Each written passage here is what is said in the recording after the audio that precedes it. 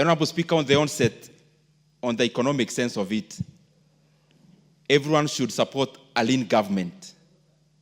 And a lean government is the one that is left to only adjudicate the services that touches on the people. And therefore, the government must always strive to cut off excess weight. When you carry more than you need, then it pulls you behind. And that is the reason why, ever since I have been a proponent of government not engaging in the business of doing business. Because what can be done by others, then the government should leave those other people to do, because they do it much more efficiently. Honorable Speaker, the other reason why government must never be too bulky and engaging in too many commercial ventures is because government of Kenya already owns 35% of all the businesses in Kenya indirectly, including the small company any member would be running in this house today. Because as corporate tax is 35%, it means the government of Kenya is actually in the board of your company all the time. And you actually give them a share of 35% of the profit you make. And it means, therefore, they own 35% of all the enterprises indirectly in terms of stakes and in terms of share of revenue, and especially net revenue. And therefore, Honorable Speaker, across the world, many governments continue to shed off whatever can be done by others, and especially in the private sector. But there is always a debate, internationally speaking, Honorable Speaker, because when you look, for example, an economy like the US, an economy like South Korea, they are private sector driven, meaning the government does not necessarily engage in too much commercial activity. But on the other side, when you look at a company like China, you see an economy where the government is dominant in direct ownership of stakes. And all those economies do well. And therefore, Mr. Speaker, it does not necessarily mean everyone is right and entirely right. It all depends on the circumstances, and it all depends on the scenario. Honorable Speaker, the reason why many companies and many governments arrive to the decision of selling many of the corporate entities, and especially the commercial ones they engage in, of course, it enhances efficiency, and of course, and especially when the reason of engaging in it is overtaken by events. Let me give what I mean. As we talk today about the government of Kenya, of us making it easy for offloading of stakes where government have direct shareholding. As late as now, Honorable Speaker, yesterday, the US government was investing in American lithium. They actually invested in a stake of around 5%.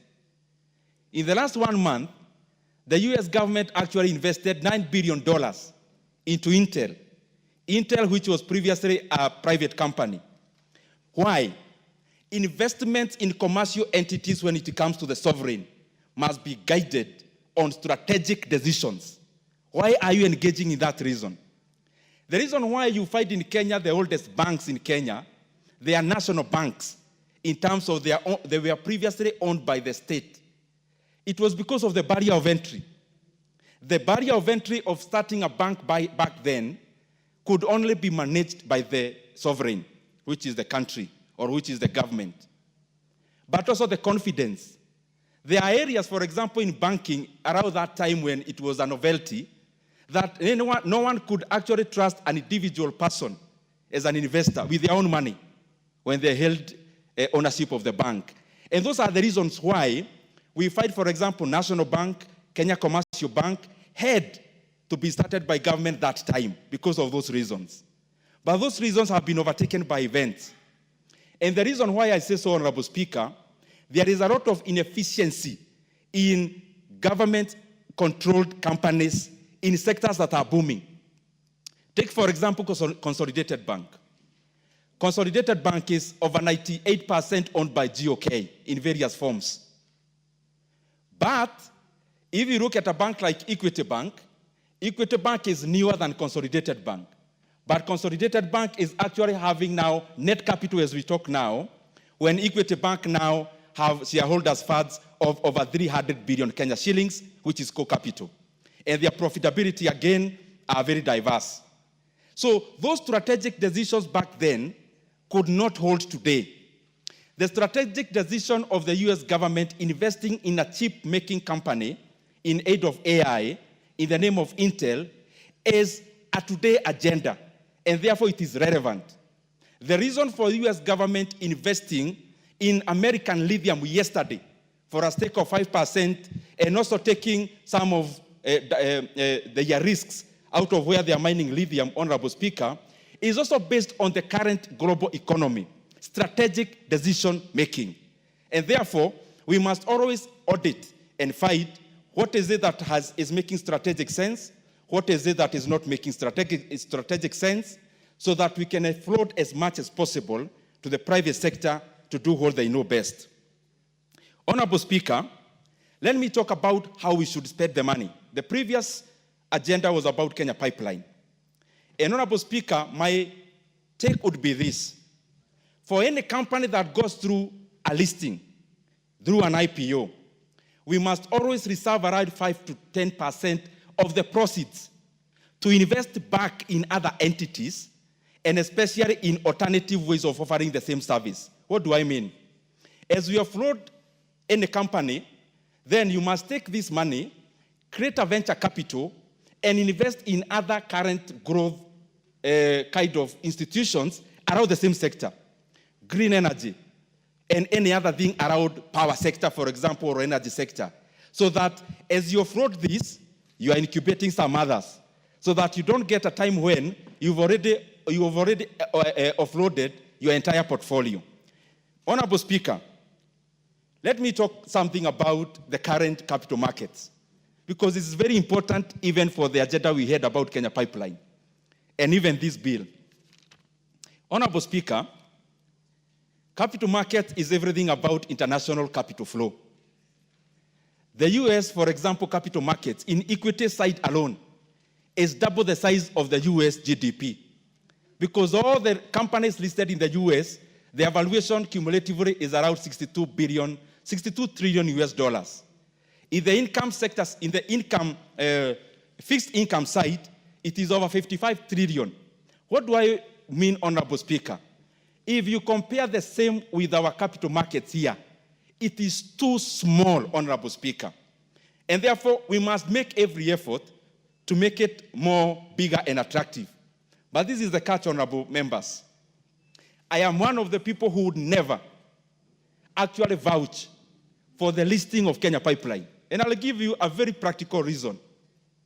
The current NSE in Kenya has been bearish this year, going up. But the companies listed are still grossly undervalued. And I can tell you without blinking of an eye, Honorable Speaker, this issue of Kenya Pipeline will bring a lot of excitement. Kenyans will buy in the IPO. But after the announcement of the financial results in February for the full year, the share company will collapse. And the share price will collapse. And this is the reason. The current investor in the NSE are not buying assets. They are buying revenue. They are buying the bottom line. What do I mean? Look, for example, a company like Kenya Power. Kenya Power has a valuation, the entire Kenya Power has only a valuation, a market cap of only 27 billion. The reason I use the name only is in comparative to the assets. It has assets of over 350 billion shillings. And it's a company that's making net revenues of 20 billion, but the valuation is 27 billion.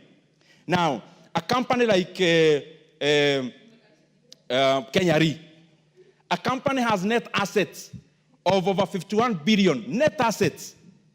And the valuation in the market, Honorable Speaker, is 17 billion shillings. This company, Kenyans will buy out of excitement, but after the announcement next year of the full year results, the share price will collapse. And that is why I am also fearing that the government may end up forcing NSSF and other provident funds to actually take part in this, because commercially it may not be viable for a logical investor. And that is why we need to draw the line, so that we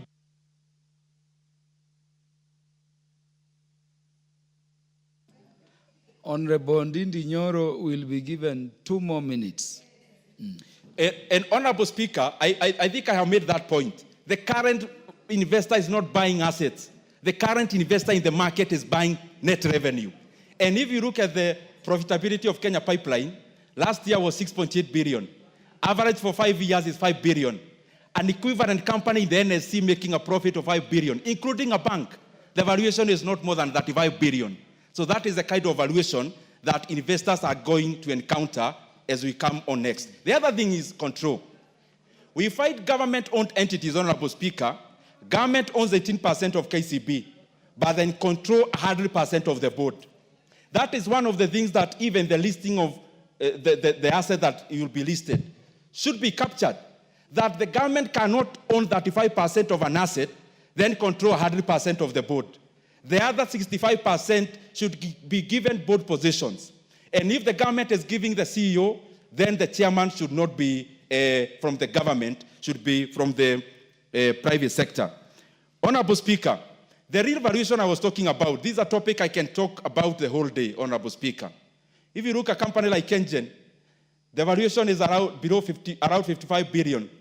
If you look at the peers in a place like Nigeria, like Geregu Power, Transcorp Power, doing the same and producing less, actually have the capacity of Kenyans. The valuation is 200 billion respectively and 211 billion Kenya shillings if you convert from Naira. So what am I trying to say? Our market is not doing justice to valuations. And listing a company now may not suffice. Maybe a strategic investor. Unfortunately, strategic investor cannot work in an area like Kenya where we have a deficit in trust in government. Because if you do strategic investor, the high probability is that patronage will and the person on the other side of the table will actually be the one buying. The Honorable Catherine Omanyo. Thank you, Mr.